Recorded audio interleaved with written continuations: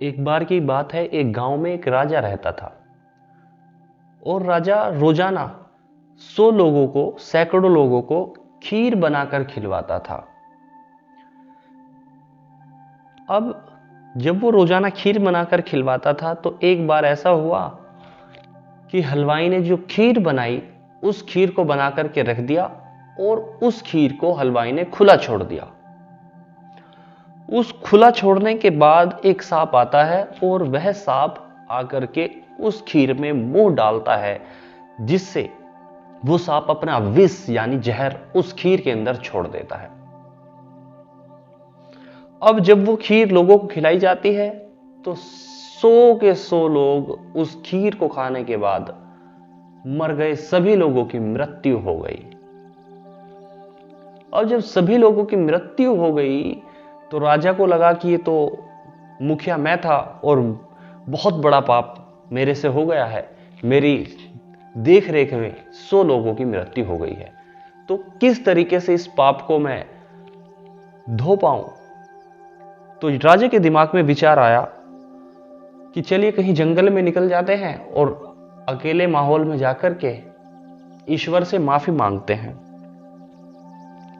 ठीक है, राजा ने किसी और को उत्तराधिकारी बनाने का विचार किया और सोचा कि किसी और को मैं उत्तराधिकारी बना दूंगा अपना, और मैं यहां से निकल जाता हूं और ईश्वर से माफी मांगूंगा। राजा निकल पड़ा। अब बियाबान जंगल में जाना चाहता था राजा, जहां पर जाकर वो माफी मांगना चाहता था ईश्वर से। चलता गया, चलते चलते रात हो जाती है। बियाबान जंगल में पहुंचने से पहले ही जिस गांव से वो गुजर रहा होता है, उस गांव में एक व्यक्ति के घर वो ठहर जाता है। वो कहता है कि क्या मैं आपके यहां पर ठहर सकता हूं और मैं कल सुबह यहां से निकल जाऊंगा। व्यक्ति ने कहा कि ठीक है, रुक जाइए, बिल्कुल रुक जाइए, स्वागत है आपका। अब शाम के समय खाना खा करके वो राजा सो गया। अब सुबह उठता है। सुबह उठने के बाद उस व्यक्ति की जो पत्नी थी, जिस व्यक्ति के घर राजा ठहरा हुआ था, उस व्यक्ति की पत्नी रोजाना सुबह को ध्यान करती थी, मेडिटेशन करती थी। उस व्यक्ति ने अपनी पत्नी को कहा कि आज आपने बहुत लेट कर दिया, नाश्ता नहीं बनाया, ये मेहमान आए हुए हैं, इनको नाश्ता चाहिए, कैसे आपने इतना लेट कर दिया। तो उस व्यक्ति की पत्नी ने बताया अपने पति से कि मैं जब ध्यान कर रही थी, आज पता क्या हुआ, आज ऊपर वाले की सभा लग रही थी, ईश्वर की सभा लग रही थी, और सभा में एक बात चल रही थी, ऐसे ऐसे किस्सा हुआ है, एक राजा है और राजा ने 100 लोगों को मार दिया है खीर खिला करके, विष की। तो ईश्वर ये फैसला नहीं कर पा रहे थे कि उसका जो पाप है, उसका जो गुनाह है, वो मैं राजा को दूं या सांप को दूं या उस हलवाई को दूं। अब ठीक है, राजा इस बात को सुन रहा था, राजा एकदम अलर्ट हो गया। राजा ने पूछा तो अच्छा, तो फिर किसको वो सजा दी गई, क्या बताया गया उस सभा के अंदर। उस महिला ने बताया कि अभी वो फैसला नहीं आया है, ईश्वर कंफ्यूज है कि इसकी सजा मैं किसको दूं, तीनों में से, सांप को या राजा को या हलवाई को। ये फैसला तो कल होगा। अब ठीक है, वो राजा ने कहा कि क्या मैं आपके पास, आपके घर एक दिन और रुक सकता हूं। उस व्यक्ति ने कहा कि ठीक है, रुक सकते हो आप।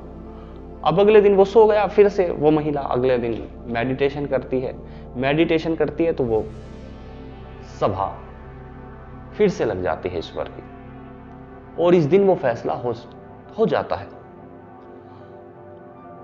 अब जब ये फैसला हो जाता है तो राजा अगले दिन जाता है और उस महिला से फिर पूछता है कि क्या फैसला हुआ। लेकिन आपको बता दें कि जैसे ही काम राजा के द्वारा हुआ था, राजा की खीर से वो आदमी मरे थे, तो सभी लोग, बहुत सारे लोग चौपाल पर बैठ करके, उस गांव की चौपाल पर बैठ करके, अपनी घरों में बैठ करके राजा की बुराई कर रहे थे कि ये राजा अच्छा नहीं है, जानबूझकर इस राजा ने मारा है, जबकि ऐसा कुछ नहीं था। फालतू में वो लोग राजा की बुराई कर रहे थे। अब राजा ने उस महिला से पूछा कि क्या हुआ, भगवान का फैसला, ईश्वर का फैसला, खुदा का फैसला।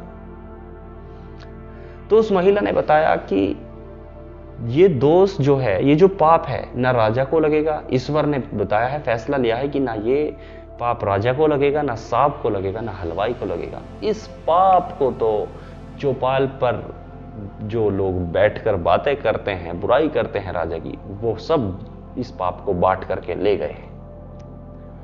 मतलब ये निष्कर्ष निकलता है कि जो लोग बुराई कर रहे थे, ईश्वर ने ना ये दोष का पाप राजा को दिया, ना हलवाई को दिया, ना सांप को दिया, बल्कि जो लोग राजा की लगातार बुराई कर रहे थे उनको बांट दिया और वो लेकर के इस पाप को अपने हिस्से में चले गए।